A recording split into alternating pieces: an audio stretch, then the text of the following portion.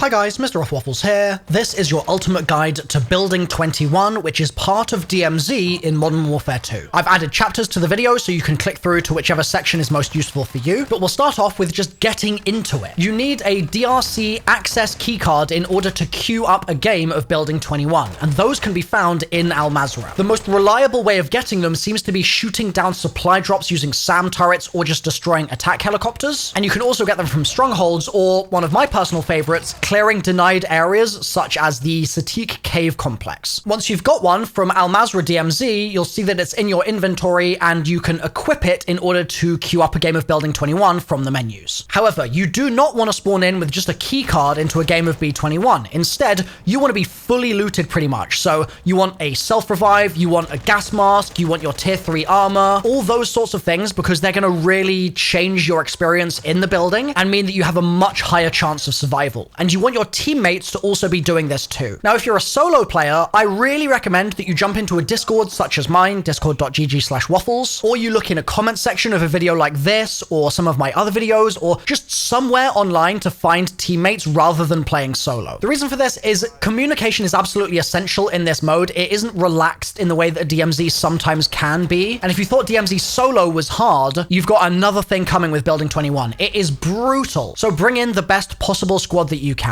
So let's say you've fully geared up and you're ready to jump in. When you spawn in, straight away, you are within about 30 seconds of another team. So have your wits about you from the very beginning, and also try and internalize in your memory where you've spawned so you get familiar with the spawn points of different teams, so that when you spawn in somewhere else in your next game, you know in your head where those potential danger zones are. Let's talk a little bit about the map layout, and I'll point out some of those spawns for you, and we'll also walk through all the locations of the colored doors and some other hidden loot spots and things like that. So the map is split into 3 levels, and the bottom one is a basement. It's a car park. When you stand in the middle of the car park, you'll see this white sign, and I use this as my kind of North Star to figure out exactly which direction I'm facing in and know where I'm going at all times when I'm downstairs. So facing that white sign, some player spawns for you to be aware of are forwards and to the left, forwards and to the right, so I'm talking diagonally here, backwards and to the left, backwards and to the right,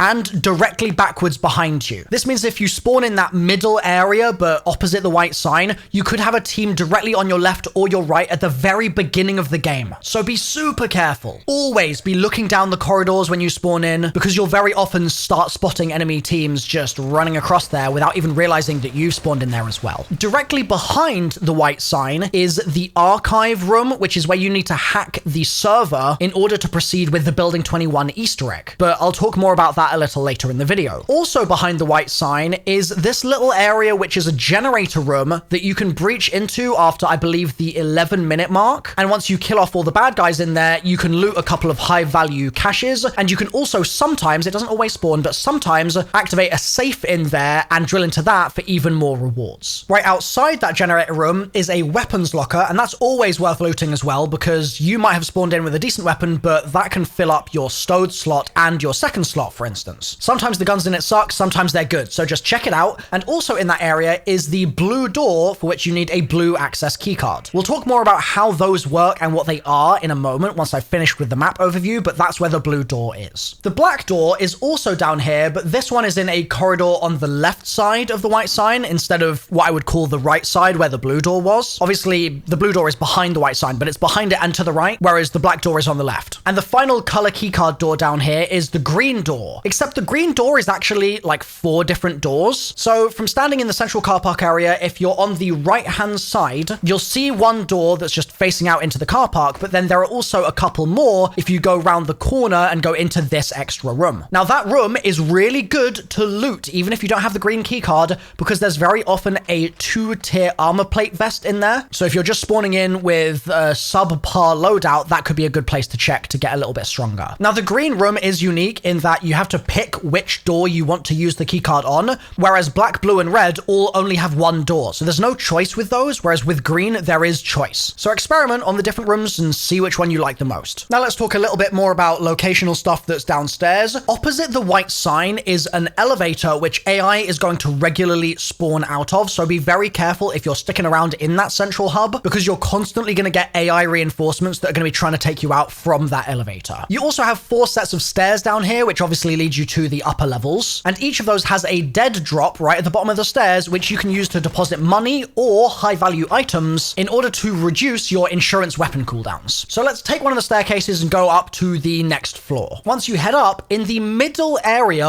of this floor, you're going to find a buy station, and the costs in it are reduced a bit compared to regular DMZ on Al Mazrah. So if you haven't thrown all of your cash into the dead drop dumpster, you can spend some of it here to get a bunch of useful stuff. The red colored door is also on this floor. So if you have a red key card, this is the floor you need to come to, but all the other colors are downstairs, like I said. Now, personally, I don't spend a huge amount of time on the middle floor just because I like going downstairs to do the server for the Easter egg, and then I like going upstairs to finish the Easter egg and exfil. So I know that the second floor is there, and I go there occasionally, but most of my time is spent elsewhere, so I'm going to move up to the third floor now. This one has a bunch of fun stuff. So to start with, let's just talk about the rooms themselves, and then I'll talk about the stuff that's on the third floor that's also going to try and kill you. On this floor, you have a side lab area, which has some loot in it. You've got a main lab as well, which has a bunch of loot in it. You have an armory, which you can loot, and that's got heaps of stuff in it, and it's got a safe, which you can use to drill into and take the weapons case out for the Easter egg. More on that later, like I said. And it's also where you're going to need to be at the end of the game if the timer runs out and you still haven't exfilled, because the elevators will all shoot to that top floor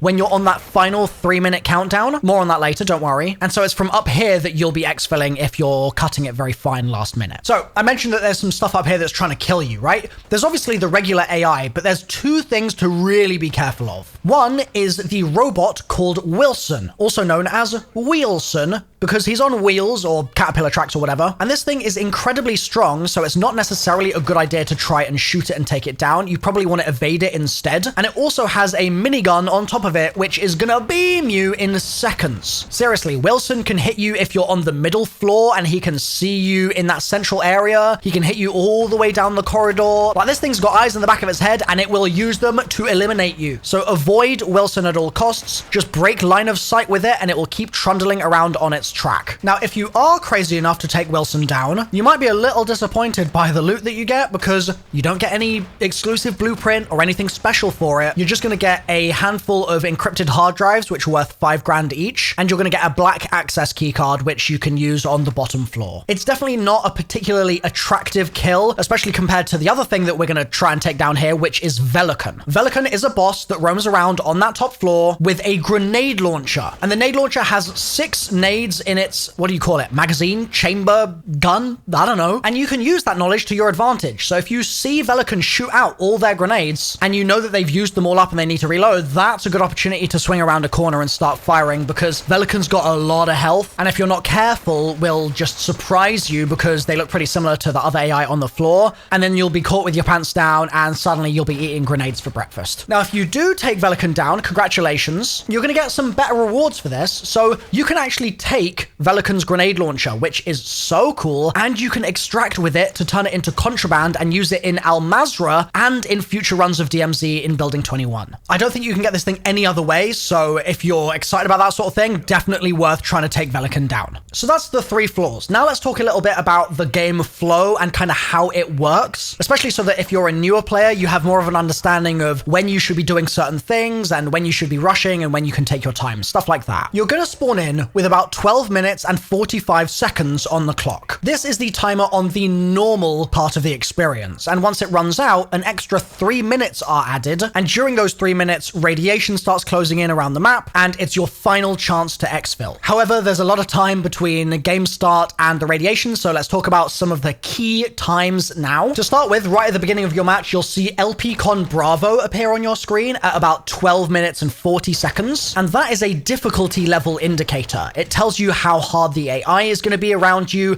and how much of the enemy AI there's going to be as well. That Bravo level is going to increase to LPCon Charlie at the 11-minute mark. So you have the first minute and 40 seconds where it's fairly basic, and then it's going to get harder at 11 minutes. This will happen again around the 5-minute mark, going to LPCon Delta. And finally, it goes to max difficulty at 0 seconds, i.e. the start of that 3-minute timer I mentioned, and that's LPCon Echo. There are a few other things that happen at specific times in the match as well. So at 12 minutes on your timer, you'll see a security lock 60-second announcement, and that's giving giving you the heads up that at 11 minutes, various security doors are going to open around the map. So remember earlier I mentioned that there was that one room behind the white sign downstairs which you can loot and activate the safe in? That generator room is locked until the 11-minute mark. Similarly, there's a bunch of rooms upstairs that are locked and inaccessible. They'll either be stuck or just plain old locked until time passes in the match and those security locks open. 11 minutes is also the time when the server becomes hackable in the archives room downstairs. So that's all well and good. That's sort of how the difficulty progresses as time passes. But when can you exfil? Well, the elevators are going to appear around the map around the 7-minute mark, but it's not as straightforward as just getting in the elevator and leaving. You see, the elevators move up and down. You can call them up and down, and they won't always be in the exact same place because, for example, another team might have already used an elevator in your game, or it might just be on the wrong floor. So what you need to do is run over to where one of the symbols is for an exfil, which is the little blue man, and you then need to hold square on it to call the elevator. Once you hold square to call it, 10 seconds later, a 20-second countdown is going to begin. I know that was a little wordy, but that means it's 30 seconds total from calling it that you have to wait in order to be able to get inside. It will then hang around for about 30 seconds or so, and you need to have your entire team pile inside, and you can hold square on the side of the elevator to start the doors closing. This also is not instant. You have about 10 seconds between holding square to close the doors and them being so narrow that a player could no longer get through them. So if you've got a teammate that's trapped outside, they have 10 seconds from holding square there to get their ass inside, or you're going to leave them behind. And then there's still another 10 seconds that you just need to survive inside the elevator before the game actually ends and you're safe. This also applies when you're in that final 3 minutes with the radiation spreading through the building. You need to make sure you've called the elevator and gotten inside before the time ends. Otherwise, you're not going to be able to get out of there. The elevator call button basically just stops working after the timer, so be very careful. So now you know where things are and you know how to get out. But the question is, why would you do this? Why would you jump in the first place? Well, one thing you will find as you play through Building 21 is that the loot you can get is much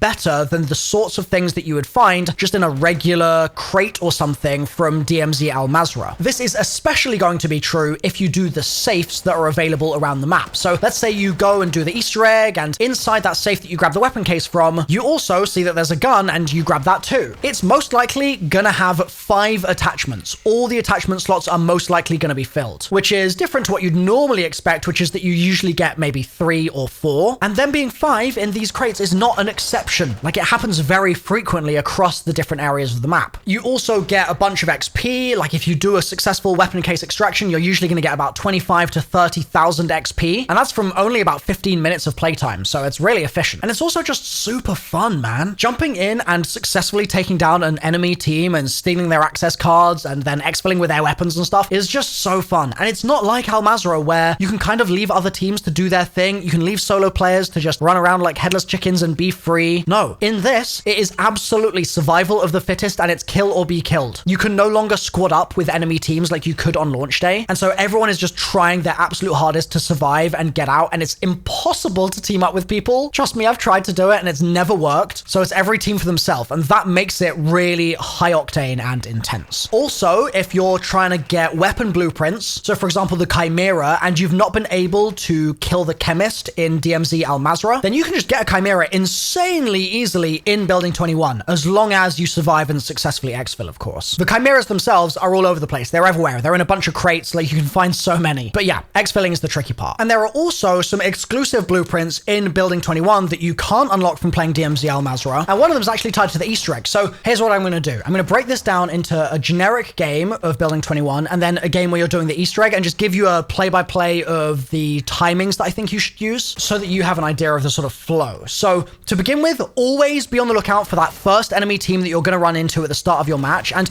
I think that there's going to be a lot of players that have played a bit of DMZ in Al Mazrah and they're like, oh, well, I just want to go stealthy and avoid the enemy teams. No, fight back against that instinct and actually take them down, because you're going to run into them at some other point in your game, and the longer they're alive, alive, the more they can loot and the more likely they are to kill you. So be guns up, ready to fight the second you spawn in. After you get to around the 11-minute mark, my focus usually switches to the archive for the Easter egg. But if you're not doing the Easter egg, I at this point would head upstairs to the second floor and start clearing that out and looting from there. If you're doing the Easter egg, run over to this terminal, hold square to hack it, and that will spawn in a couple more enemies, but you just need to fight them off and keep holding square until the hack is completed. And then I'd say if you're doing the egg, go straight to the top floor. Do not go to the middle floor like you would do in a game where you're not doing the egg. This is because it's just going to sidetrack you and it's not very useful. You're really on a bit of a time crunch with the egg, so I just go straight to the top floor. But you can only go to the top floor via a specific staircase early in your game. So you've got the side of the basement, which is behind the white sign, right? And I've been calling that like the front side.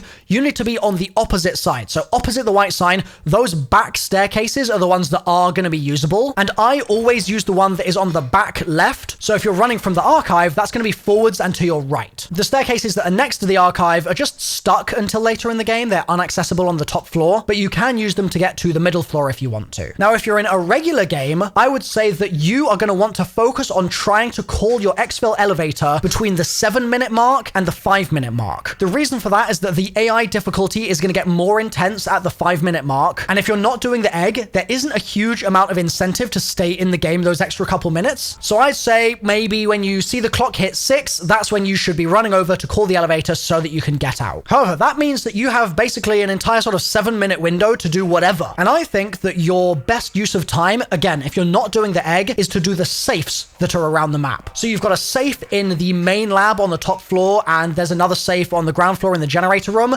Those will open at the 11-minute mark, and they've got high value crates next to them as well. So doing those is highly recommended if you're doing a no egg run. In an Easter egg run, you're gonna go up the staircase that I recommended, and then you're gonna take a left and run straight into the armory and start opening that safe up, and obviously loot the room while you're in there. And then when the breaching of the safe is done, do not pick the weapon case up straight away. And the reason for this is it's gonna alert other players that you've grabbed it, and it's also gonna tell them exactly where on the map you are at all times. So what I think is a good idea is just making sure that you're fully ready to go, fully reloaded, fully armored up, etc. And you have one of the members of your team check to see where Wilson is in the corridor, and if Wilson is nearby, let him roll past so that you have a clear shot to get to the elevator. Maybe fight off a couple of the AI that are in the corridor too, and then when you're ready to go, grab that case and run straight to the elevator. Try and get around that corner because there's a little bit of cover that you can use there to just try and stay safe. And then whoever has the weapon case, their priority is just to get in the elevator. The other players in the team can actually just die, it doesn't matter, but it's the one with the weapons case that needs to survive. And you still get weapons case completion across all your team if only one person with the case successfully extracts. Like, it counts for everyone. And on top of that, you successfully extract if you're downed and the elevator finishes leaving. You don't have to be standing up, even if you don't have a self-res. So if you're bleeding out, but the elevator doors are shutting, try not to get thirsted by the enemy AI, and you might find that you actually successfully survive. If you're still finding it difficult, there's a video linked on screen right now, which gives you a bunch of tips to reduce your input lag and just make your visibility better in-game. And you might find that this means you can react faster to the enemy AI, which seems really overpowered if you're reacting slowly. So I recommend implementing the tips that are in that video, and if you still have questions, then just leave a comment.